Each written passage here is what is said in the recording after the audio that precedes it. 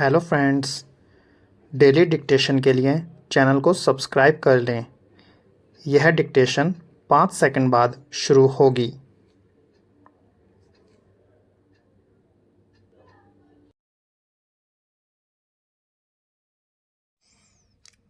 Start.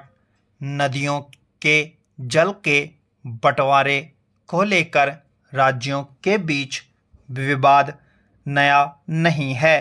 देश में कई राज्य नदियों के जल की हिस्सेदारी को लेकर मुकदमा लड़ रहे हैं। विभिन्न प्राधिकार बने हुए हैं, लेकिन विवादों का निपटारा नहीं हो पा रहा है।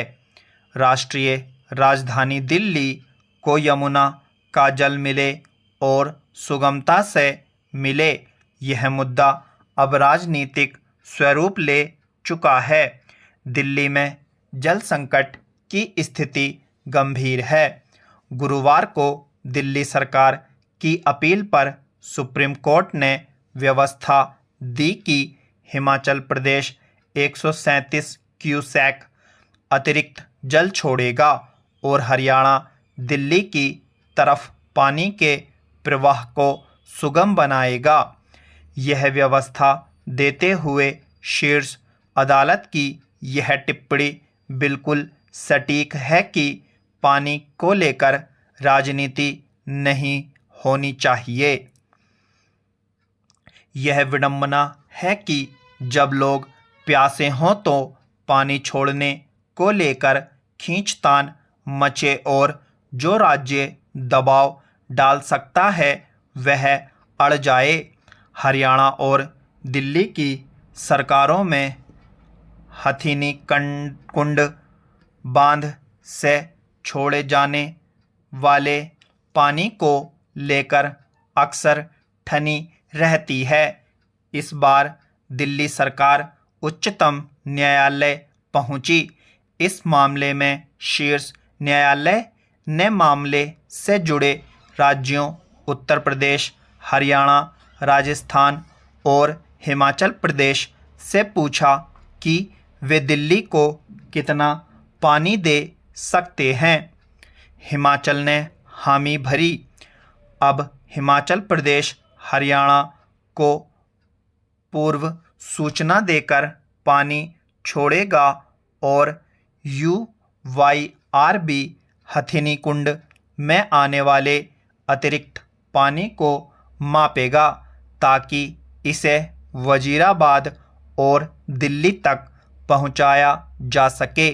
जाहिर है, दिल्ली को मिल रहा पानी हरियाणा रोक तो नहीं रहा, इसकी निगरानी शीर्ष अदालत करेगी। उम्मीद की जानी चाहिए कि अदालत द्वारा दी गई इस व्यवस्था का समुचित पालन होगा। कोई सरकार रोड़े नहीं अटकाएगी और आम जन को सुगमता से पानी मिल सके, इसके लिए सभी मिलकर प्रयास करेंगे। इसके साथ ही लोगों को भी पानी बचाने की सामूहिक जिम्मेदारी लेनी चाहिए। इसके लिए उन्हें पानी की खपत के लिए जिम्मेदाराना व्यवहार अपनाना चाहिए। ओडिशा में 24 वर्ष बाद किसी दूसरे दल की सरकार बनी है। पिछले 5 विधानसभा चुनावों से बीजू जनता दल ही लगातार सत्ता में बनी हुई थी। इस बार भाजपा बीजेडी से अलग होकर स्वतंत्र चुनाव लड़ी और सत्ता में पहुंच गई। यह निस्संदेह वहां के लोगों की बदलाव की आकांक्षा का ही प्रतिफल है। इस तरह भाजपा को भी पूरब में अपनी जगह बनाने का मौका मिला है। पहली बार ओडिशा में उसकी सरकार बनी है।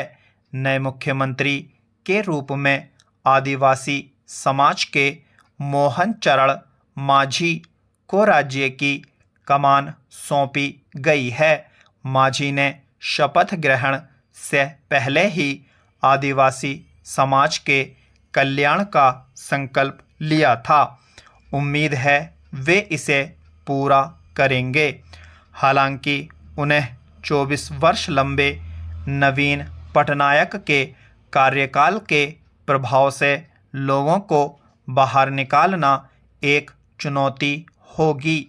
लोगों में नवीन पटनायक के कामकाज को लेकर कोई खास नाराजगी नहीं थी, इसलिए भी मांझी को कुछ अलग करके दिखाना होगा। मांझी के साथ एक अच्छी बात यह है कि केंद्र में भी उनकी पार्टी की सरकार है, इसलिए योजनाओं और नीतियों के क्रियान्वयन में किसी अड़चन की गुंजाइश नहीं रहेगी। हालांकि नवीन पटनायक के भी केंद्र सरकार के साथ रिश्ते कभी कड़वे नहीं रहे। नवीन पटनायक ने ओडिशा को बीमारू प्रदेशों की श्रेणी से बाहर निकालने, वहां के लोगों की गरीबी दूर करने, शिक्षा और चिकित्सा आदि के क्षेत्र में बेहतरी के लिए जो विकास परियोजनाएं चलाईं और प्रदेश का विकास किया, उसकी सभी सराहना करते हैं। स्टॉप।